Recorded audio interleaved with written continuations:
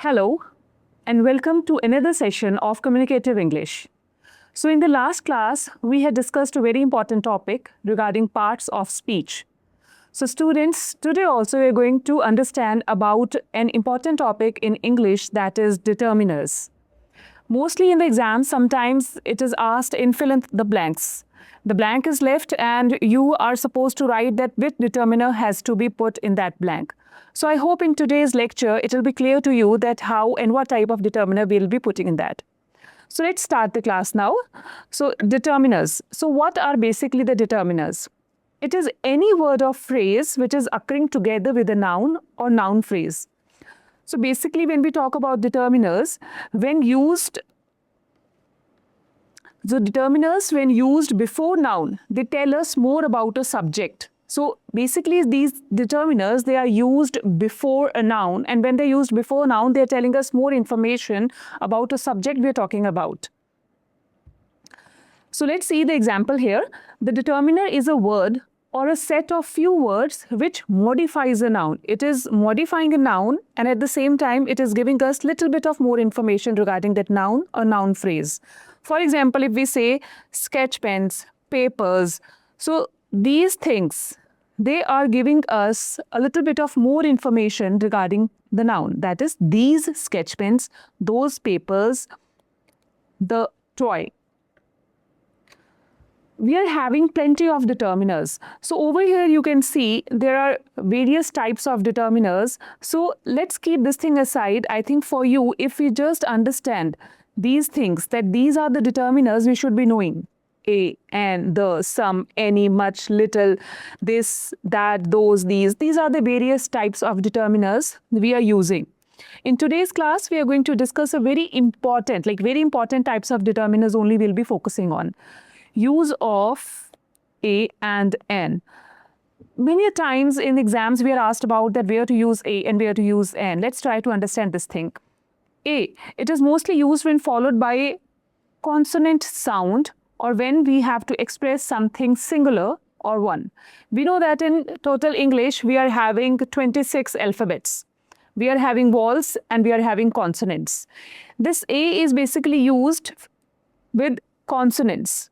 Now, you have to understand this particular thing which I am mentioning over here, consonant sound. It is not only the consonant, it is the consonant sound, or we talk about the vowel sound. So here when we're talking about this A, it is basically used with the consonant sound.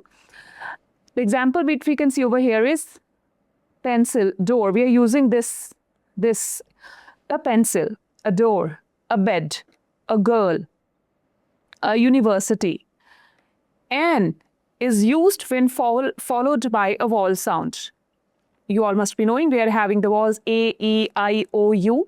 So these are the vowels, and from the very beginning, from our preliminary classes, we are learning this thing that before vowels we are using N. Now many times we may get confused. If you see this example over here, you might have noticed university, this U, it is coming under vowel, right? A, E, I, O, U. So why we haven't used N over here? Because we learned this thing in English that before the vowels we have to use N. But the thing which I told over here was we have to understand about this sound thing. We have to understand the sound. So a university, the vowel sound, like if you see this thing, an egg, an inkpot, an R, an honest man, an MLA. So same thing you can understand over here also, that H is a consonant. This is not a vowel. So why have we used an here? Again here, H, it's a consonant. Why we have used an here? We should have used A. But it is the sound thing. NR. R is like O. It is giving the sound of a vowel. So that is why we have used an here. Honest. It is giving the sound of a vowel. That's why we have used N here. We are not concerned about what letter we are using. We are concerned about which sound it is giving us. MLA, though it is M, if anything is starting with M sound, like mango, then it is a consonant, a mango. But when it is MLA, so when you talk M, A, so that sound which is giving, so that is why we have used N over here. So that is how we have to make out by understanding the sound which is it is producing. So we have to use whether it is going to be used A or N. So this is regarding A and N. Let's understand use of the. So many times we have in the fill in the blanks, you have to put whether a and the which determiner has to be put. So you can understand from this class that what we are going to use. So the use of the to represent a class, like the class like the dog, the train. The dog is a faithful animal. The train moves very fast. Let's understand more examples like where we are using the. With already mentioned nouns, where the noun is already being mentioned in the first sentence. Again, if we are mentioning the noun in the second sentence, we can use the. Like, once upon a time, there was a king. Now, king over here is a noun. In the next sentence, when you're going to start, if you're using the reference of king, you will be using the king. That is what we mean by with already mentioned nouns. Once upon a time, there was a king. The king was very greedy. Next example. One day, he found a magical stone. Now here, this stone is a noun here, which we are going to use in the next sentence. One day, he found a magical stone. The stone was red in color. So when we are using this already mentioned noun, that is stone, we have used this the over here. The next use of the is before superlatives and words used in superlative sense. We have already studied this thing, the meaning of superlatives like deep, deeper, deepest. If you remember, intelligent, most intelligent. These are the superlative forms. So here also we are using the, like she is the most intelligent girl in the class. So this is the superlative form. Man is the supreme creation of God. So before superlatives also we are using the.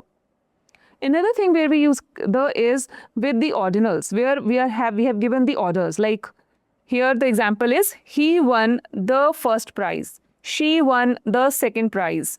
He got the third position. So here when we have the ordinals, we are using the. So these are the places where we have to use the. Now here we can also see few another examples like before names of well-known newspapers, or we have the holy books. Like we have this newspaper, Times of India. So we can use here the Times of India, the Tribune. Then the Ramayana, the Mahabharata is an example of family values. So before the holy books also we can use the. Then we have before common nouns with the names of things that are one of their kinds. Like we can say there are 7 continents in the world. It is one of the kind. Sun is one of its kind. Sky is one of its kind. So here also we can use the sun is shining in the sky. One more thing we have to remember is that don't use it with general plural nouns unless specifying. Like the example we can say over here, the dogs are friendly animals. So why we have cut it over here that we are not going to use it? Because we are not specifying over here. So general plural nouns we have to see, it should be specifying. Like in the second example, the dogs in the park are friendly. So we have specified which dogs we are talking about. The dogs in the park are friendly. So now I think we have understood where and how we are using the. Now let's try to understand the comparison of where we are using a and the. I saw a drama yesterday. Now when we are again going to use drama, this thing, so before that we are going to use this. The drama was very interesting. He wants to adopt a dog. Now again when you are going to use dog in the next sentence, the dog he chose is German Shepherd. Now this is I. So she is reading an interesting magazine, and when again you are going to refer that magazine, you will use the magazine is about cinema. So I think now we are very much clear how and where we are using a and the as well as an. So these are the basic determiners. Let's try to see the use of other determiners also. We have this thing, some, any. Let's see. Many times we do get confused at where to use some and where to use any. I'll tell you very simple example and simple strategy how we can differentiate between these two. Some is an indefinite quantity or number, and it can be countable or uncountable, but it is indefinite quantity. So it is used in interrogative sentences and generally requests also. So we can use it in request forms or in interrogative when we are asking the questions. Can I have some tea, please? So can I have some tea? This is like indefinite quantity, and you can see we are having an interrogative form over here. So there we can use can I have some tea. Now let's see where we are using any. Any can also be used instead of some, but here you can understand that any is mainly used for questions, but very importantly, it is mainly used for the negatives, where your sentence is talking something like negative. And it is also used for affirmative sentences like, do we need any spices? Okay, this is a question form. Now, negative, which I mentioned over here, I don't have any money. I cannot say this thing. I don't have some money. I cannot say this thing. I don't have any money is the correct form, correct way of saying. The teacher gave me some pencils. Here we have used some. Did the teacher give you any? So why we have used here any over here? Because here we are putting it in the interrogative form. So this is the basic difference between some and any. Any can be in the question form or basically sometimes in the negative form, like I don't have any money.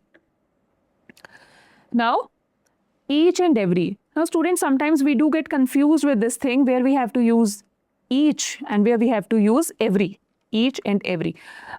We may mix it up sometimes. But let's try to understand this thing. Each is used with definite number and it is mainly focusing on the separateness. So when we have a definite number and we are trying to separate that number, like example which you can understand is each child in the class submitted the work. Now here we are having the number in the classroom, that we are having a definite number in the classroom and we are talking about the separateness that each student in the class has submitted the work. Each student in the class was given a candy. So here we are talking about a definite number. But what about this every? Every is used with indefinite number and it is focusing on a group as a whole. So we are having an indefinite number and we are focusing on a group as a whole. An example, every person should speak the truth.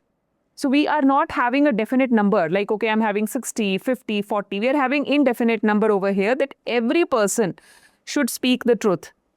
So this is the basic difference between each and every. Another type of determiners, neither and either. So let's try to understand either. It talks about two things, either this or that. So we are basically talking about two things, one or the other, or we can talk about the preference over here, either this or that. So that is a preference thing or choice. We can understand in a better way with the help of examples. Either you leave or I will call the cops. To remain fit, you can either jog or run. So we are giving a preference here. So we have choice. You can sit on either side of the table, which means either side of the table means that you can choose one of the two sides. So either, we are talking about two things. But what about neither? When we are just putting n in front of either, it becomes neither. So it means that not either, none of the two. In above examples, we are talking about two things, choice or preference between the two. But neither here means that none of the two things. In example where we can say neither answer is correct, which means both are wrong. He can neither speak German nor French. Mary didn't go to school, neither did Jane. So here we are talking that none of the two is there in neither, whereas in either we are talking about two things, the preference and choice. Again, very common, much and many. Much is basically used for the quantity and many is used for the number. So much is the quantity, much water, and many is for the number. We shouldn't get confused, students, that where we have to use much and where we have to use many. Like an example, you can say, my car has much petrol in it. It is uncountable noun. I have much water in my bottle. It is uncountable. Okay? But when we are talking many, we should be having a countable thing. So he has many pairs of socks. That is countable. He has many bags. That is countable. He cannot say he has many water. That is not countable. So with that uncountable things, we are using much. With countable things, we can use many. Now, this thing, few, a few, the few, little, a little, the little, this can again be confusing. Where we have to use this thing? When we read it somewhere, we may take it that, okay, this means same thing, but no, there is a difference between the use of these determiners. Few. What do we mean by few? Few is, in a negative way, we can say hardly any. When we are using just this few, it means hardly any. That few students passed the exam, which means most of the students, they failed the exam. Few, hardly any. If I'm saying this thing, a few students passed the exam. If I'm just adding this, a few students passed the exam, which means that some students passed the exam, and this thing is regarded as in a positive tone, that though exam was considered as very tough, but a few students passed the exam, which is in a good sense, that few students passed the exam. So this is in a negative way, whereas this thing is giving us some positive tone. When we're using the few, we're talking about the specific group in limited number. Like the few students who studied hard passed the exam. So when we're talking in a specific number, a specific group, we are using the few. So this is the difference between few, a few, the few. So I hope you will not get confused in this. Again, if we see this, little, a little, the little, same principle will follow over here. Little means hardly any. Little hope is left for him, which means that we have almost lost him. So little hope is left. If we say a little hope is there, so it means that we still have the hope. So this is something, it's on a positive note, it will be considered. The little, specific small amount, the little hope they had kept them going. So here we are talking about that specific hope they had that kept them going. So this is how we use few, a few, the few. Few is in a positive. This is a negative. This is related to specific. Same way, little is negative. If we use a little, this thing is in a positive tone. And when we use the little, it is talking about a specific small amount. So these are the basic determiners which are many times asked in the exams. I hope in this class we have understood the use of determiners very well. Hope to catch you soon in the next class with some other topic. Thank you.